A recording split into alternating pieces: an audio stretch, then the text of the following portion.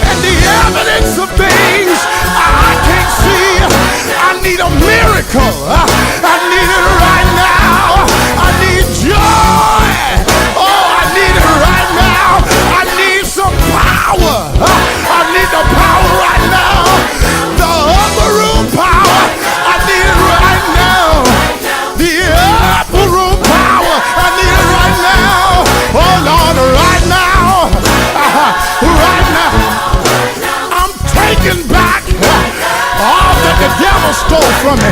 I'm taking it back.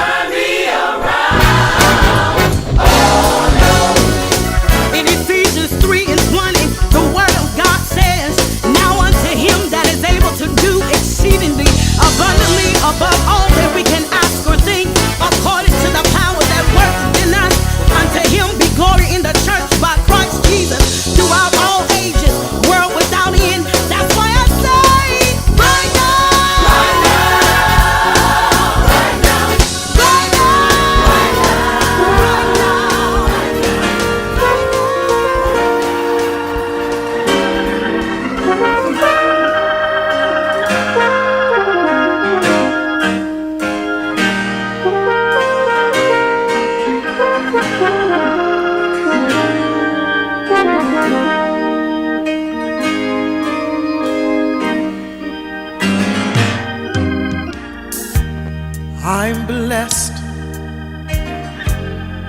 better than blessed. Praise the Lord.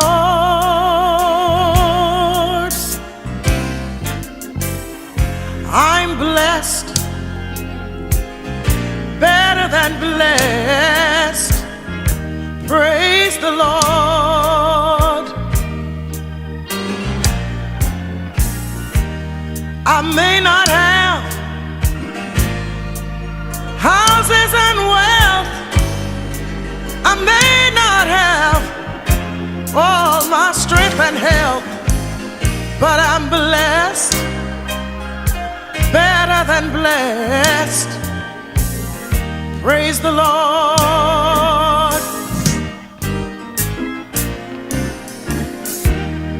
Many times I've had to learn my lesson,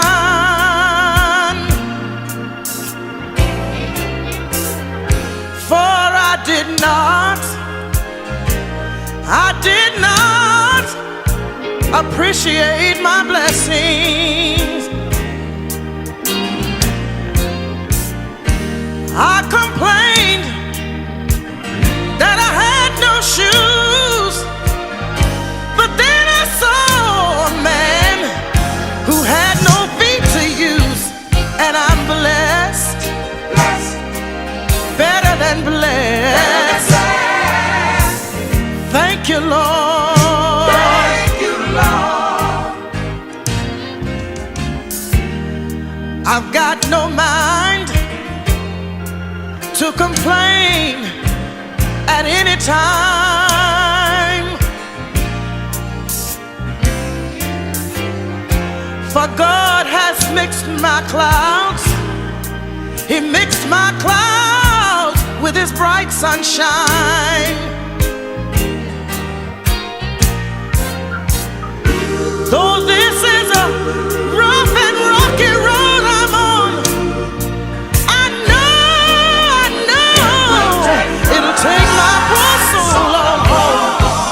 And I know I'm blessed, oh, better than blessed. Thank you, Lord.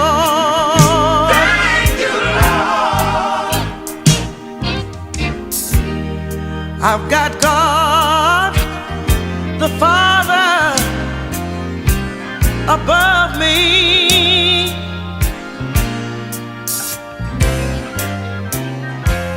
and I've got His Son, Jesus Christ, walking beside me.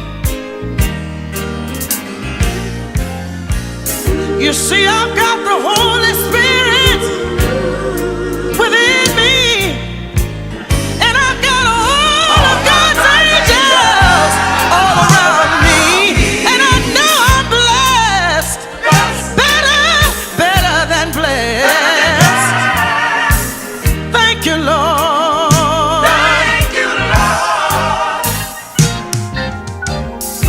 I'm blessed,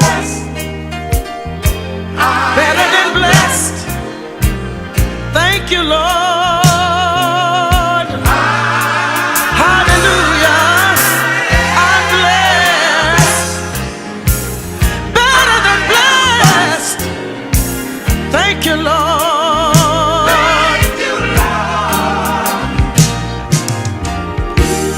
I may not have houses and wealth, and I may not have all my strength and health, but still I'm blessed, better than blessed. Thank you, thank you, thank you, Lord. I'm blessed, better than blessed. I want to thank you, Lord. Thank you, Lord. Thank you, Lord. I know I'm blessed. Jeremiah, first chapter and the first two verses, we read the following. The words of Jeremiah, the son of Hilkiah, of the priests that were in the land of Benjamin. to whom the word of the Lord came in the days of Josiah, the king, the son of Ammon, king of Judah, in the 13th year of his reign, to whom the word of the Lord came.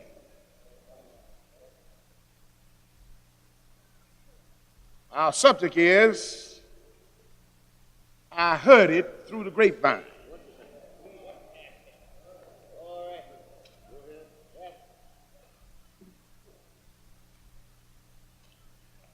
This particular song, and we said we're preaching these series of sermons in connection with Negro History Week and Negro History Month. As we preached on last Sunday night, said loud, I'm black and I'm proud.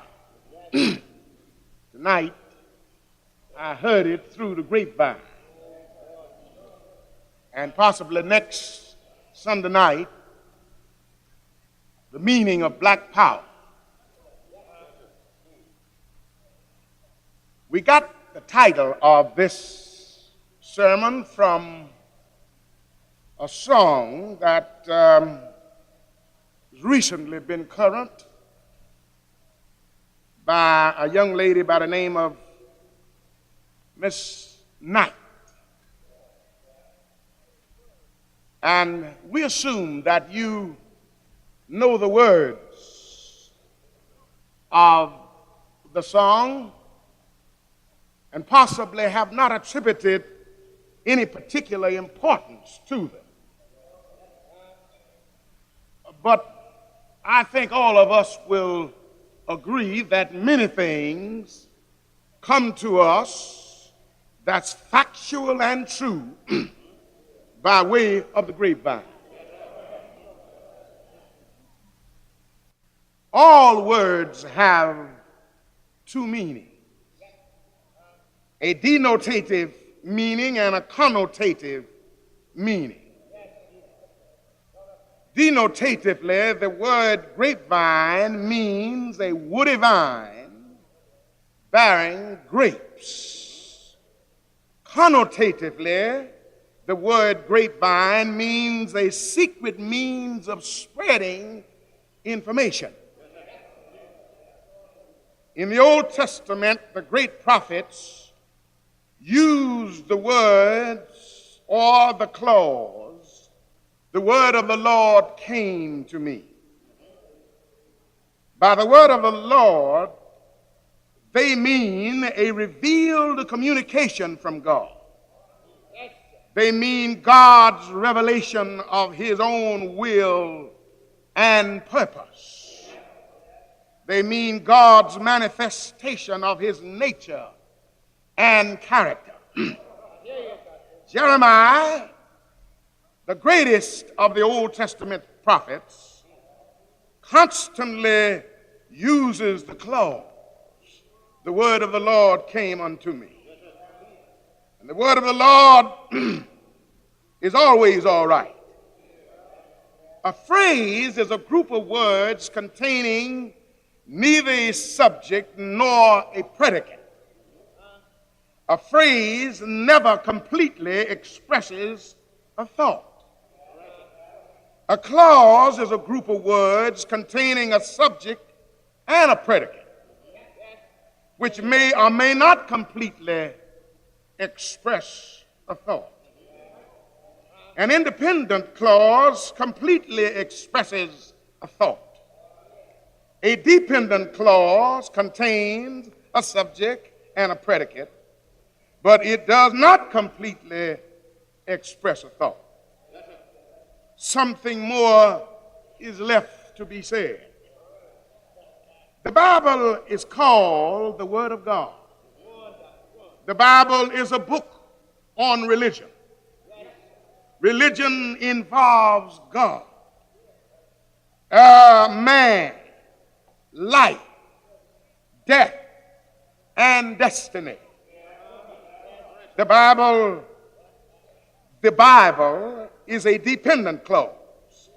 It has a subject and a predicate, but it leaves eternal meanings unsaid. Somebody said that the greatest thing wrong with the Bible is that it has a back on it, that God is still revealing himself to mankind. We have preachers and prophets today, and always will have preachers and prophets, because God is still revealing himself. God is making known his will and his purpose. God is still making known his nature and character to the sons and daughters of men. Jeremiah is declared to be the greatest of the Old Testament prophets because he introduced the idea of the universality of God. Also, he introduced personal religion. Amos, Hosea, and Isaiah dwelt upon the idea that God was a national God. He was the Lord and the God of Israel. Thus he was a God of war. Being only the God of Israel, he had to defend and protect Israel from all other nations, from all of her enemies. The God whom we know now, revealed through the Jesus of history and the Christ of eternity, was depicted as a territorial God, a God who did not reside or reign outside the borders of Israel. However, Jeremiah declared that God was everywhere.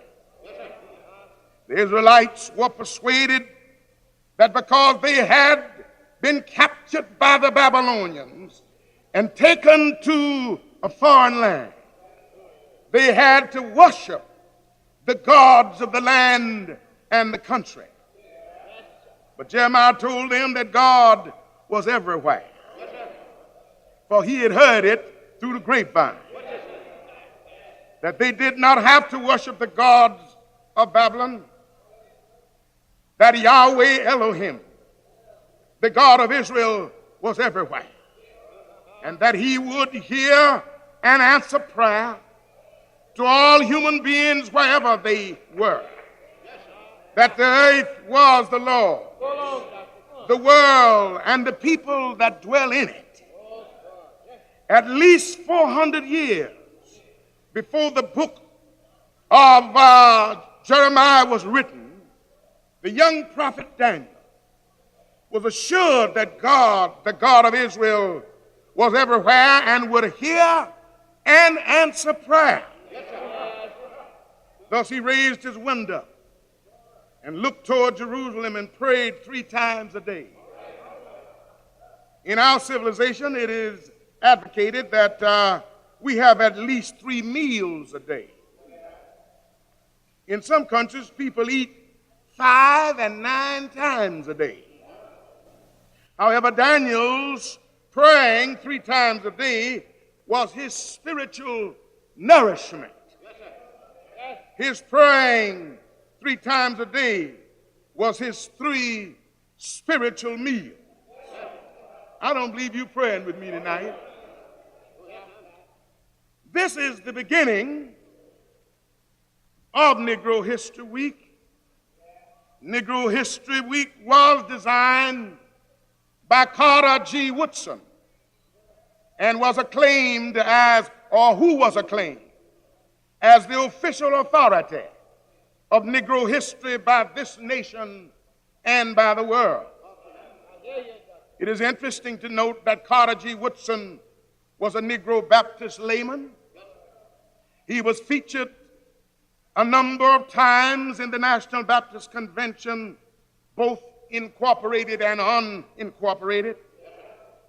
Jeremiah is interesting in this situation because when he was thrown into a miry pit, there to suffocate and die, a black man rescued him.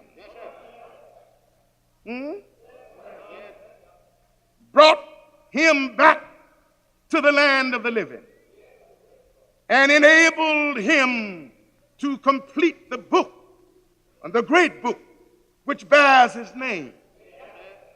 The man who rescued Jeremiah was Ebed-Melech. In the 38th chapter of Jeremiah, the 7th through the 13th verse, it is written, but Ebed-Melech was an Ethiopian. Heard that they had put Jeremiah in the cistern to die there. The king being seated at the Benjamin gate, Ebed-Melech set out for the palace and addressed the king, saying, "My lord the king, these men have done wrong in treating Jeremiah as they have done, casting him into the cistern to die where he is a famine, because there is no more bread in the city." The king then gave orders to Ebed-Melech, the Ethiopian, saying, "Take with you 3 men from here and draw Jeremiah the prophet out of the cistern before he dies." So Ebed-Melech took the men with him, went to the wardrobe of the palace, and took from there some torn and tattered rags, and let them down by ropes to Jeremiah in the cistern. Then Ebed-Melech the Ethiopian said to Jeremiah, "Pray put these torn and tattered rags below your armpits under the ropes." Jeremiah did so. And then they drew Jeremiah up with the ropes and brought him up from the cistern. And Jeremiah remained in the guard court. Had it not been for this Ethiopian benefactor, the world would have been robbed of the knowledge of the great prophet Jeremiah and the great theology contained in his book. The word Ethiopian means burnt face.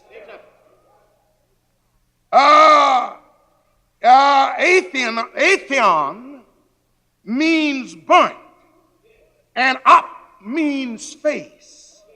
Thus, the word Ethiopian literally means one whose face has been burnt by the sun.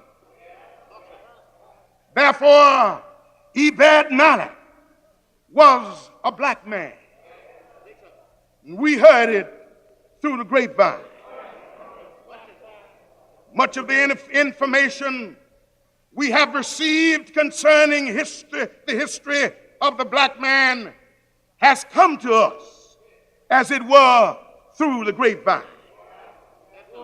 American history books say very little about the black man.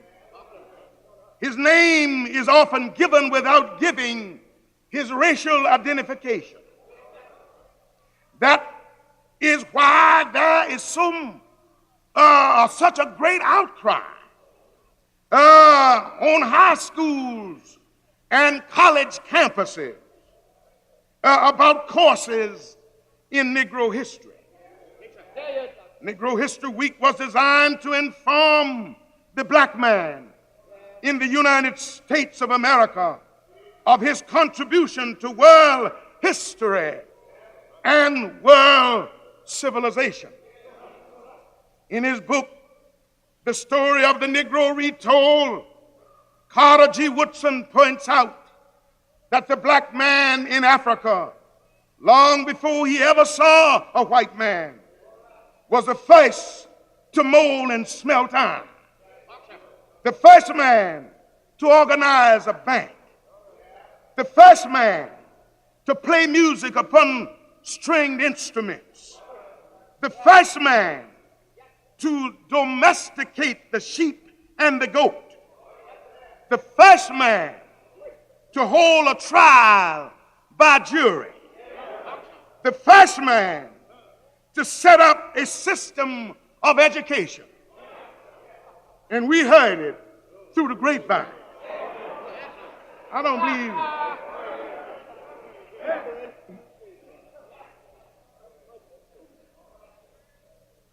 the black man's system of education needs to be adopted throughout the world.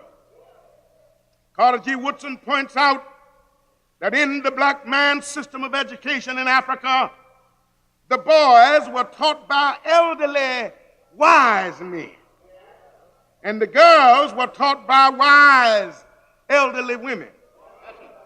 The first thing they taught them was how to make a living.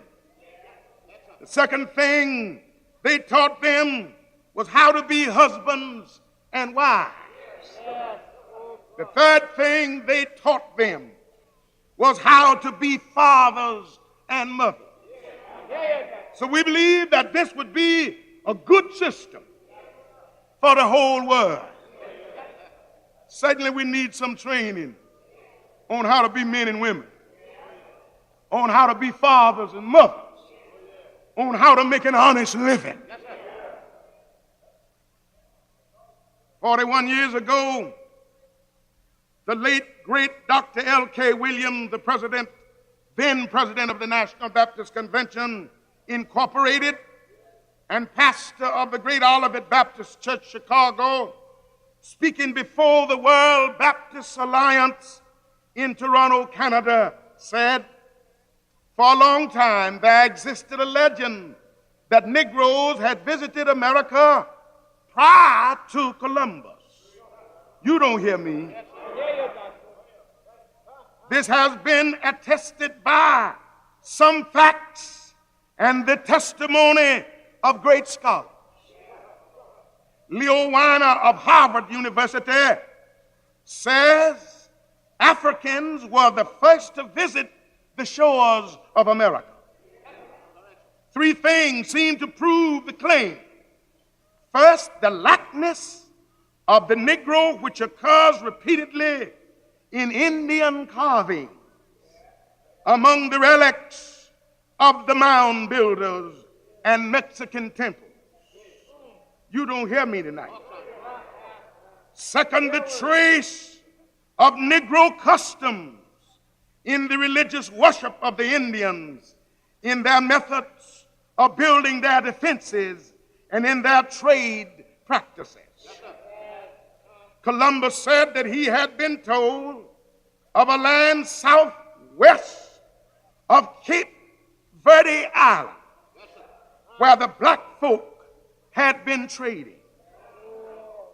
J.B. Thrasher, in his Life of Columbus, says, "There is no question whatsoever as to the reality of the statement in regard to the presence in America of the African traders previous to Columbus." Weiner thinks the presence of Negroes with their trading in America before Columbus is proved by the representation of Negroes in American sculpture and design, by the occurrence of a black nation at Darien early in the 16th century, but more specifically by Columbus' emphatic reference to Negro traders from Guinea and who trafficked in gold and alloy. I don't believe you are listening to me by way of the grapevine tonight. And thirdly, many of the productions of America, which have hitherto considered as indigenous and brought into use especially by Indians, may easily have been African in origin. As for instance, the words tobacco, cotton, sweet potatoes, and peanuts are African words. Quite possibly, that many, if not all of these things, came through or in or by way of the African Negro, and in other cases transmitted from the Arabs to the Negro. Tobacco particularly was known in Africa and is mentioned in early America continually in connection with Negroes. All of these things were spread in America along the same routes, starting with the mingling of Negroes and Indians in the West Indies and coming up through Florida to Canada.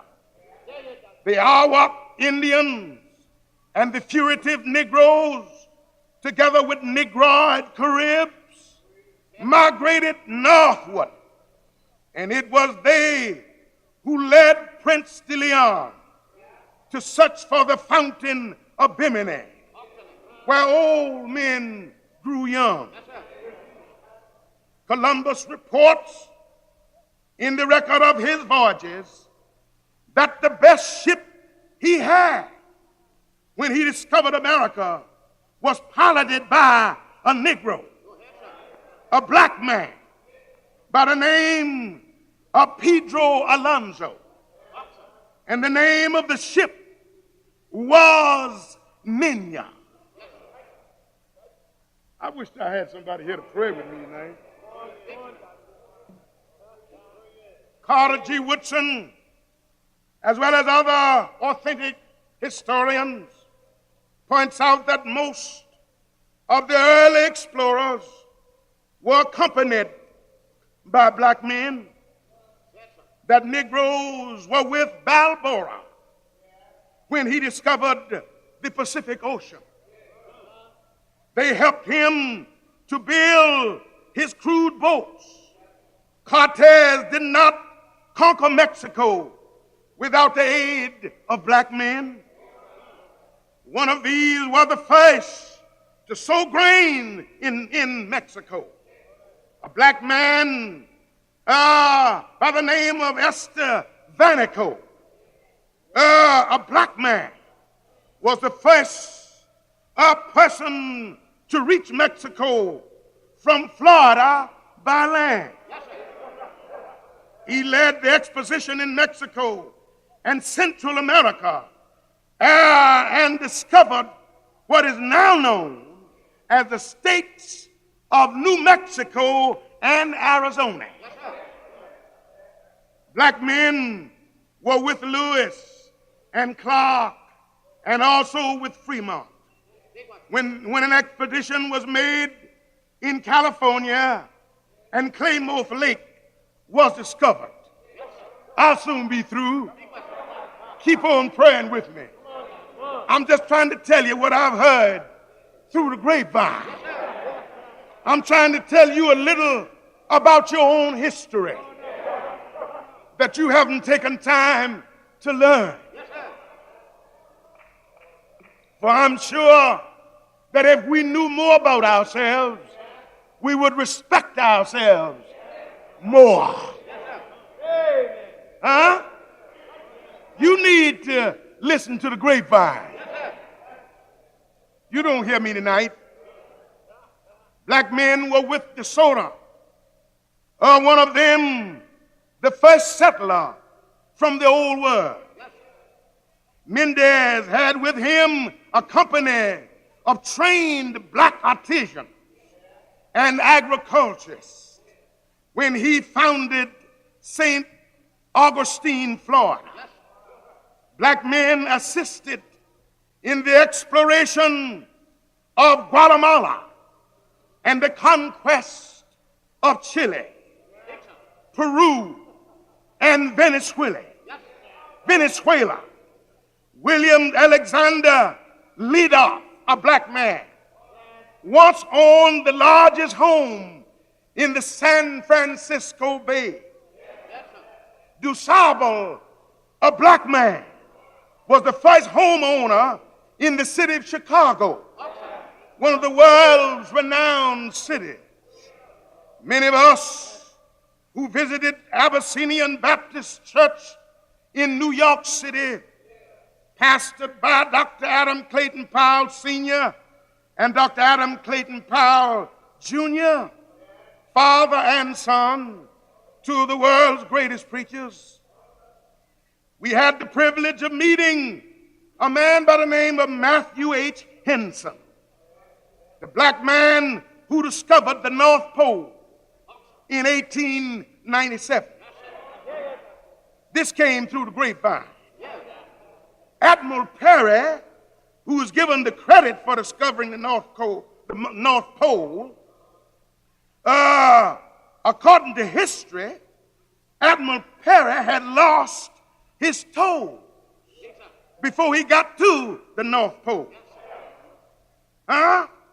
They had frozen. Matthew Henson cut off his toes, nursed him, and carried him to the North Pole on a slide and planted the United States flag there after he carried Admiral Perry himself. I wish you knew what I was talking about tonight.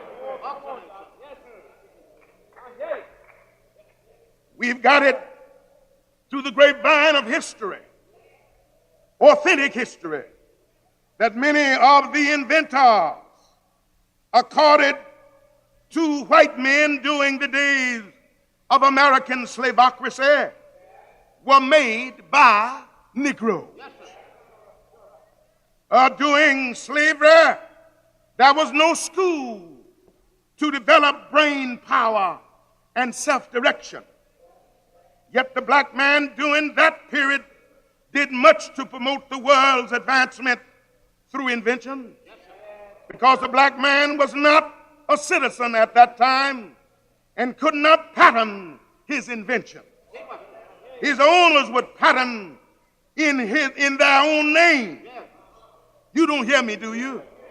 I said the Negro could not get a patent for his own invention while he was a slave. He did not have that privilege. Therefore, the owner of the slave would patent the things in their name. You don't hear what I'm saying tonight. So that according to Henry E. Baker of the United States Patent Office, appliances made by slaves were used by Eli Whitney in the invention of the cotton gin. I'm nearly through. Just keep on praying. I'm nearly through. Henry Blair of Maryland patented 2 corn harvesters, 1834 to 1836. Norbert Relu of Louisiana patented an evaporating pan, which revolutionized the refining of sugar. The records of the United States Patent Office show 1,500 inventions by black men. An American Negro, Jan Matzinger, invented the niggerhead, a laster, which was a machine attaching soles to the vamps of shoes. This invention revolutionized the shoemaking industry and was the first invention that enabled the making of shoes in large quantities and by mass production, resulting in making shoes cheaper all over the world. don't hear what I'm saying. Granville T. Woods patterned more than 50 technical electrical devices. W. Du Bois says many of his patents were assigned to General Electric Company of New York, Westinghouse Company of Boston, and the American Engineering Company of New York. Yes, sir. It is interesting also in terms of history that Benjamin Banneker was a noted astronomer and mathematician. He was the first American to make a clock strike to the hour. Yes, sir. And also he published the first almanac that was published in the United States. Thomas Jefferson secured for him an appointment on the commission that surveyed and laid out Washington, D.C., the capital of the United States of America.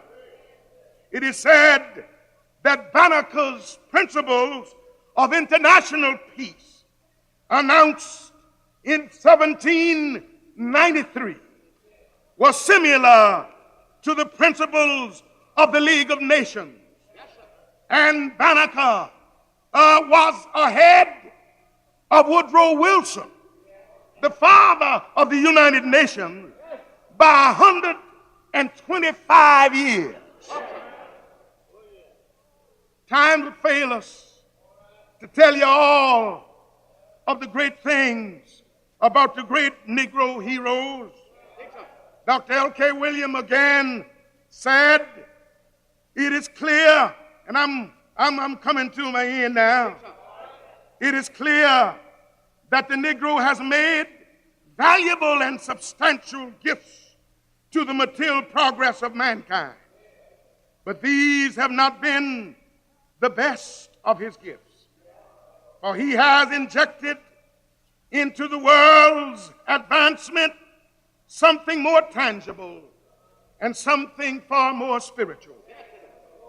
The Negro, in one way or another, has been the central thread of American history.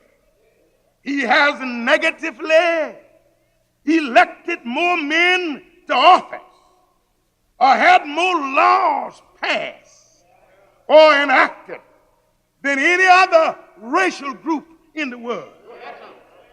Maybe you don't know what I'm talking about. I'm saying men like Bilbo and Rankin and men like Wallace and all of these kind of people went into office because they happened to hate Negroes. I wish you were following me tonight. Huh? D.W. Weatherford said that the Negro entered into an absurd. He perhaps has helped create the new sense of democracy, which is sweeping the world today. We are no longer living in an age of aristocracy.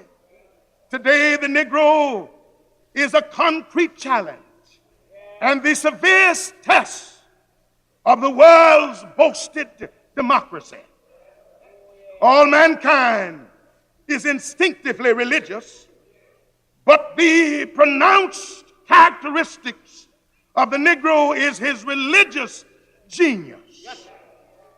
Dr. Frank Crane, who was an uncle of Dr. Henry Hitt Crane, says there are certain qualities of spirit, certain shades of passion and of conscience, which the Negro can portray better than any other race. There is a pathos, a tenderness, an edge of sympathy, a beauty of loyalty, and a genuineness of simplicity, wherein the African excels. I think the Negro is by nature the race best suited for Christianity. Another Someone has said the Negro has an intense sensitiveness to spiritual values. Churchwood says the Nilotic Negro anticipated the Jew in monotheistic theology. It cannot be said that the Negro is perfect and that his religion has been practiced as he should have practiced it. For far too long have the Negro's religion been less than what it ought to be. But in spite of this, the Negro has maintained his faith in God and tried to live peacefully with his fellow men. America was founded as a refuge for the oppressed, a place of religious liberty and freedom. Providence led the Negro to America. Men soon saw Christianity promote brotherhood and equality before God. This truth led to the emancipation of the Negro.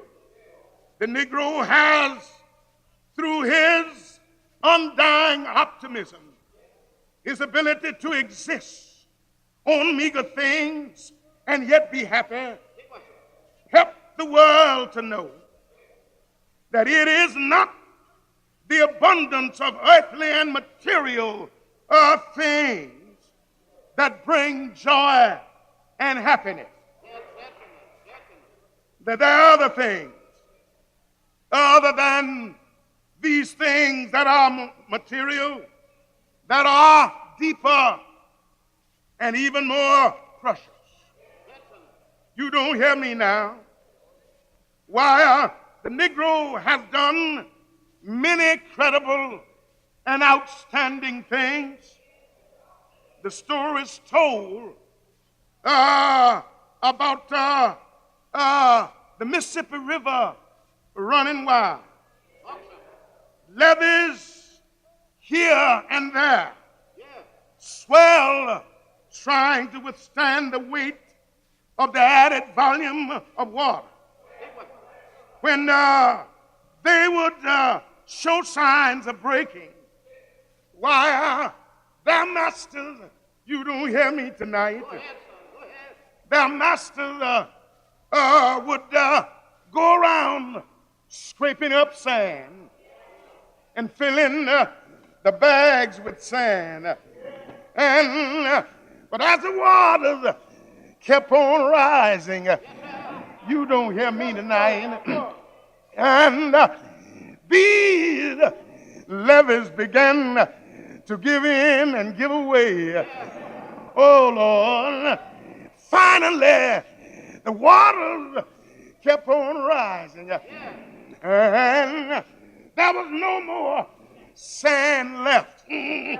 And it seemed like that there was no hope.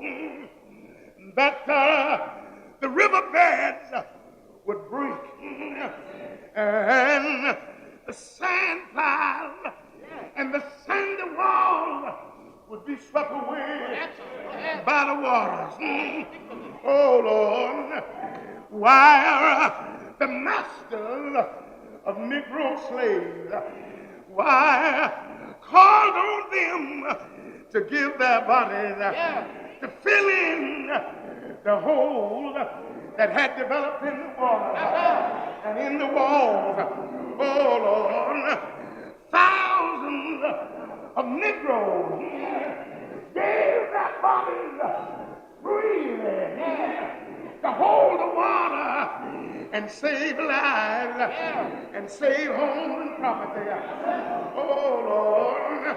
The Negro has given up himself, given up his genius, given up his creativeness through all the years that he's been on these shores.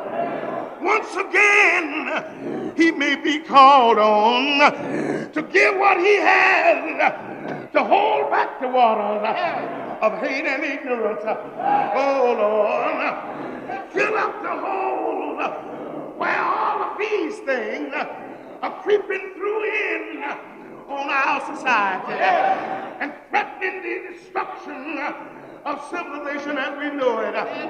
Oh Lord, the Lord has uniquely made the Negro man, the black man, and put into him something innate.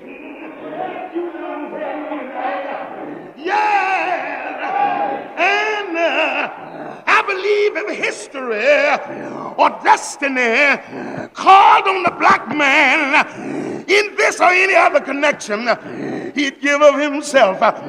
You don't hear me tonight.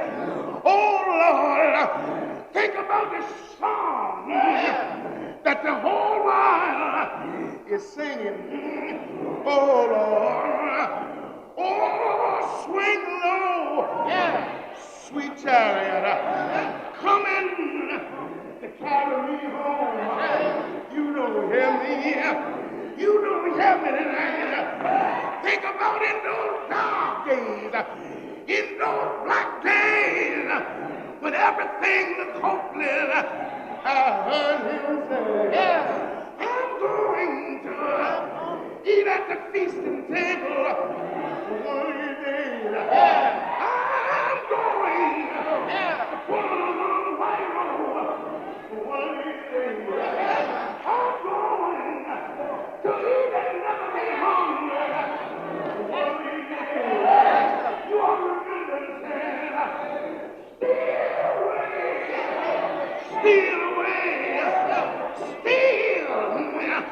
steal away to Jesus. I don't have long to stay here. Oh Lord, you don't have me tonight. Oh, one of these days, I'm gonna eat and never get hungry. One of these days.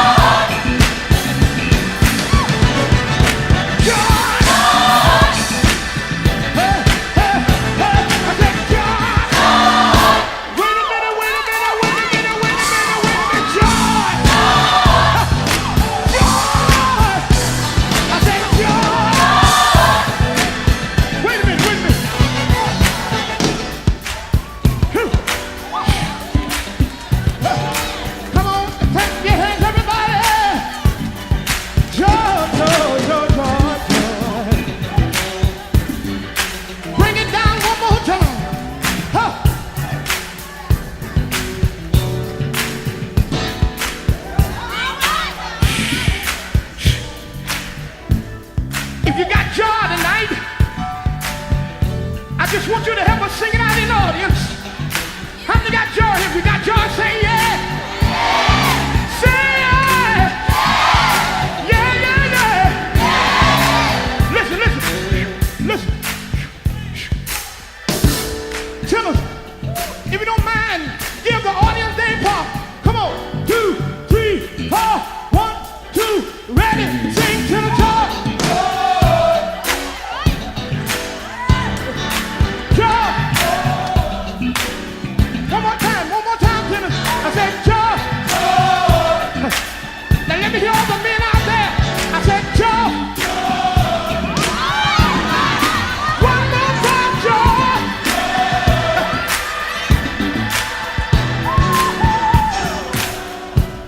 Now come on, altos. Give them their part, joy.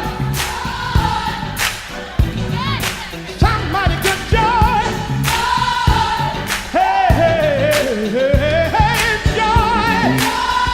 That's good. Now let me hear all the altos in the audience, joy.